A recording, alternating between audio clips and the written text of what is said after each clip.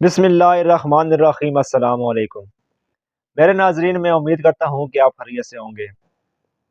हमारा जो आज का टॉपिक है वो हक़ अतीक के मुतल्लिक़ है कि इसने लोगों को किस तरह बेवकूफ़ बनाया है और कैसे कैसे लोगों के साथ फ्रॉड किए हैं। आप और मैं सिर्फ देखते रह गए और हैरान होते रहे कि ये बंदा ये कैसे शुभ कर रहा है और लोग व्हील चेयर से खड़े हो गए और जो गूंगे हैं वो बोल रहे हैं। आप भी हैरान थे, मैं भी हैरान था।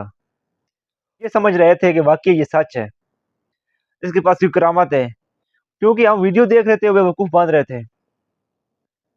हमें क्या पता ये इसके अपने चेले हैं जो एक्टिंग कर रहे हैं और ये खुद भी एक्टिंग कर रहे हैं। इनके मुतालिक मौलाना तारिक मसूद ने एक बयान रिकॉर्ड करवाया था कि अगर ये इतनी पहुंची हुई सरकार है तो ये किसी हॉस्पिटल के सामने बैठ जाए और वहीं से लोगों को शुफ लगाए और लोग ठीक हो जाए।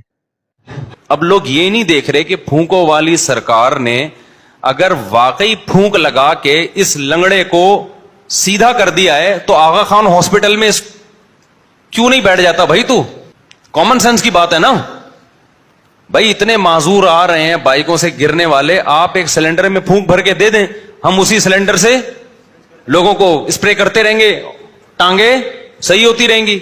बस लोगों ने फर्ज कर लिया पहुंची भी सरकार है ये। अब पहुंची भी है तो जो मर्जी झूठ बोलती रहे सरकार, बकवास करती रहे, उल्लू बनाती रहे, लोग नहीं। मैंने कुछ दिन पहले इसकी एक वीडियो देखी जिसमें इसका अपने चेले जो एक्टिंग कर रहे हैं कि वो बता रहे कि मेरा 8 साल से पेशाब बंद था। आप यकीन करेंगे 8 साल से पेशाब बंद है। अगर 1-2 दिन पेशाब बंद हो तो बंदा कहता है मर जाऊंगा, बल्कि मर जाता है, बचता ही नहीं है। इस बंदे का जी आप वीडियो देख लें पहले। मैं रंजियार खान से आया हूँ। रंजियार खान से है, आपका आईडी कार्ड है? अच्छा, मोहम्मद नदीम आपका नाम है? हाँ जी। और आप रंजियार खान से आए? हाँ जी। अच्छा, माशाल्लाह माशाल्लाह माशाल्लाह। तो और आप तबीयत से ठीक है? तबीयत ठीक है? पहले दम पे मैं ठीक हो गया था। आपको क्या तकलीफ थी? मेरा पेशाब बंद हो गया था बिल्कुल। 8 साल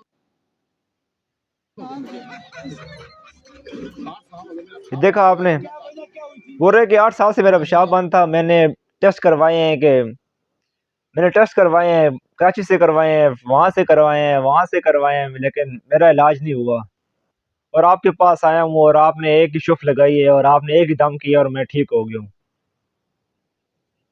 लेकिन अब तो हमें पता है कि ये झूठा है, सब फ्रॉड था, ये करता रहा, हमें लूटता रहा। मैंने इसकी कुछ वीडियो देखी हैं तो वो इसमें मुसलसल एक शेर पढ़ता रहा है। लामा इकबाल रहमतुल्लाह अलैह का एक शेर है कि मोहम्मद से वफा तूने तो हम तेरे हैं।